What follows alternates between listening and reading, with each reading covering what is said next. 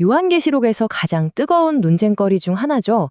바로 첫째인을 뗄 때 등장하는 흰 말을 탄 자. 오늘 이 미스터리한 인물의 정체를 한번 파헤쳐 보겠습니다. 요한계시록의 첫째인이 떼어지자마자 흰 말을 탄 의문의 인물이 등장합니다. 많은 분들이 이 인물을 예수 그리스도라고 생각하는데요. 과연 그럴까요? 성경의 증거들을 하나하나 자세히 들여다보면 어쩌면 우리가 완전히 다른 방향을 보고 있었을지도 모릅니다. 자, 오늘 우리가 추적해 볼 내용입니다. 먼저 많은 사람들이 믿는 해석에 의문을 제기해보고 성경 속에 숨겨진 4가지 결정적인 단서를 찾아볼 겁니다.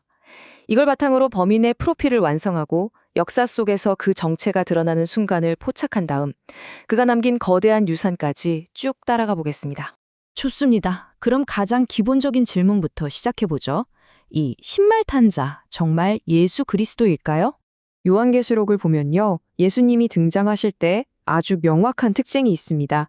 그냥 어떤 인물이라고 두루뭉술하게 넘어가지 않아요. 보시는 것처럼 인자 같으니 유대 지파의 사자, 어린 양처럼 누구라도 이분은 예수님이구나 하고 알아볼 수 있는 아주 구체적이고 명확한 칭호가 항상 붙습니다. 이게 굉장히 중요한 패턴이에요. 그런데 말이죠. 우리가 지금 보고 있는 6장 2절의 이 말 탄 자에게는 이런 식별표가 전혀 없습니다. 그냥 흰 말을 탄 자라고만 되어 있죠. 뭔가 좀 이상하지 않으세요? 유명한 성서학자 A.T. 로버트슨도 그의 책 워드 픽처스에서 이 점을 정확하게 짚었습니다. 두 인물은 흰 말을 탔다는 것 말고는 공통점이 없다. 다시 말해 단지 흰 말을 탔다는 이유만으로 둘을 같은 인물로 보는 건 증거가 너무나도 부족하다는 거죠. 바로 이 점이 우리가 주목해야 할 첫 번째 의문점입니다. 자, 그럼 이제부터 본격적으로 증거들을 파헤쳐 볼 시간입니다. 성경 본문 속에 숨겨진 4가지 결정적인 단서를 통해 이 미스테리한 인물의 정체에 한 걸음 더 다가가 보겠습니다. 첫 번째 단서는 바로 면류관입니다. 이게 정말 흥미로운데요. 우리가 그냥 면류관이라고 번역하지만 원어인 헬라어에는 완전히 다른 두 종류의 관이 있습니다.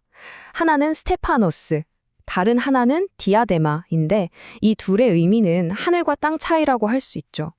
이 표를 보시면 그 차이가 한눈에 들어옵니다. 사탄, 적그리스도, 그리고 재림하시는 그리스도. 이들은 모두 디아데마, 즉 절대적인 왕권을 상징하는 왕관을 씁니다. 그런데 우리가 쫓고 있는 이 흰말 탄 자는 뭘 썼죠? 네, 바로 스테파노스입니다. 이건 경기에서 이긴 승리자에게 주는 월계관 같은 거예요. 왕의 권위와는 격이 다른 거죠. 물론 요한계시록 14장에 보면 예수님도 스테파노스를 쓰시는 장면이 나오긴 합니다. 하지만 거기엔 아주 중요한 수식어가 붙죠. 바로 금 면류관입니다. 흰말 탄 자의 스테파노스에는 그런 특별한 묘사가 없어요. 이 미묘한 차이가 뭘 의미할까요? 바로 흰말 탄 자의 승리가 예수님의 승리보다 열등하며 그가 진정한 최종 승리자가 아님을 암시하는 강력한 단서입니다. 두 번째 단서는 그의 임무입니다. 성경은 그가 나가서 이기고 또 이기려고 하더라 라고 말합니다. 이게 무슨 뜻일까요? 계속해서 싸워서 승리를 쟁취해야 한다는 거잖아요? 하지만 생각해 보세요. 예수님은 이미 십자가에서 모든 싸움을 끝내시고 완전한 승리를 이루셨습니다. 더 이상 이기려고 애쓸 필요가 없는 분이죠. 여기서 또 한 번 명확한 차이가 드러나는 겁니다. 세 번째 단서는 정말 기묘합니다. 그의 무기가 활이라고 되어 있는데 화살에 대한 언급이 전혀 없어요. 화살 없는 활이라니. 이걸로 대체 어떻게 정복을 한다는 걸까요? 바로 이 점이 그의 정복 방식이 물리적인 전쟁이 아니라는 걸 보여주는 겁니다. 화살 없이 활만 있다는 건 위협하고 속이고 교묘한 책략과 조작을 통해 정복한다는 걸 상징하죠. 칼과 창으로 도시를 점령하는 게 아니라 거짓 교리로 사람들의 영혼을 사로잡는 겁니다. 이건 전형적인 거짓 선지자의 모습과 정확히 일치합니다. 자, 지금까지 나온 단서들을 한번 모아봅시다. 흰말을 타서 그리스도처럼 보이지만 그리스도가 아니고, 왕관이 아닌 승리자의 관을 받았고, 실제 전쟁이 아닌 기만으로 정복하며 끊임없이 세력을 확장하려는 존재. 이쯤 되면 슬슬 윤곽이 잡히시죠? 이것은 바로 거짓 선지자 혹은 기만적인 종교 시스템의 프로필입니다. 프로필을 좀 더 구체화해 볼까요? 첫째, 겉모습은 기독교와 아주 비슷합니다. 둘째, 어떤 승리를 거둬서 스테파노스를 받습니다. 셋째, 화살 없는 활, 즉 기만과 책략으로 정복합니다. 넷째, 여기서 멈추지 않고 계속해서 권력을 확장하려고 하고요. 그리고 가장 중요한 다섯째, 시간적 배경입니다. 이 사건은 요한계시록이 쓰인 1세기 이후, 하지만 넷째인의 징기스칸이 등장하는 13세기 이전에 일어나야만 합니다.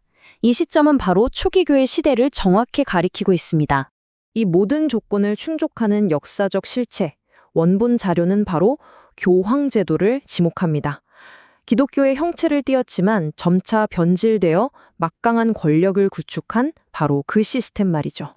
아니, 어떻게 교황제도가 이 프로필에 딱 들어맞는다는 걸까요?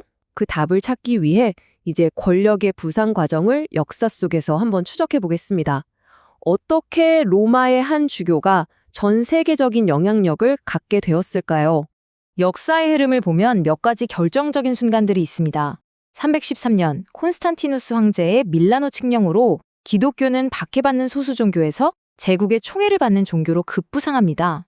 그리고 불과 몇십 년 뒤인 380년 테오도시우스 황제는 아예 기독교를 로마의 국교로 선포해버리죠. 이때부터 교회와 국가는 사실상 하나가 됩니다. 5세기에는 교황 레오 1세가 훈족의 침입을 막아내면서 정치적 권리까지 얻게 되고 마침내 534년 유스티니아누스 황제가 법으로 교황을 모든 교회의 머리라고 못 박아버립니다. 이 과정 정말 드라마틱하지 않나요? 그렇다면 성경에서 나라는 연류관을 받았다는 그 예언적 사건은 언제일까요? 이렇게 점진적으로 강해지던 권력이 공식적으로 인정받은 결정적인 순간이 역사에 뚜렷하게 기록되어 있습니다. 바로 이 편지입니다. 동로마 대국의 유스티니아누스 황제가 교황에게 보낸 편지에서 이렇게 말하죠. 당신은 모든 거룩한 교회의 머리입니다. 제국의 황제가 직접 교황의 최고 권위를 인정한 겁니다. 이건 단순한 칭찬이나 외교적 수사가 아니었어요. 그리고 이 선언은 이듬해인 서기 534년 유스티니아누스 법전에 공식적으로 기록됩니다. 법적인 효력을 갖게 된 거죠. 바로 이 순간이 흰말 탄 자가 상징적인 스테파누스, 면류관을 받은 순간이라고 볼 수 있습니다. 여기서 정말 중요한 포인트가 있습니다. 면류관을 스스로 쓴 게 아니라 받았다는 점입니다. 이건 그에게 면류관을 준 존재, 즉 황제의 권력이 교황보다 위에 있었다는 걸 의미하죠. 그리고 역사가 이걸 그대로 증명합니다. 유스티니아누스는 실제로 자기 마음에 안 든다고 교황 실베리우스를 마음대로 폐위시키기까지 했어요. 교황의 권위가 황제로부터 주어진 것이라는 완벽한 증거입니다. 성경의 묘사와 정말 소름 돋게 일치하죠?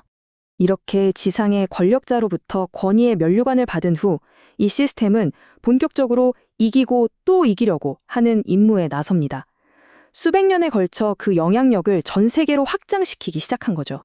물론 이 정복은 칼과 창으로 하는 정복이 아니었습니다. 교황제도는 거대한 종교적, 정치적 제국으로 성장했고 그 영향력은 상상을 초월했죠. 원본 자료가 인용하는 베이트 사역표에 따르면 그 영향력은 주류 철학, 이단, 비밀 결사단체는 물론이고 심리학, 신학, 심지어 우리가 부르는 찬송가 가사에까지 미쳤다고 설명합니다.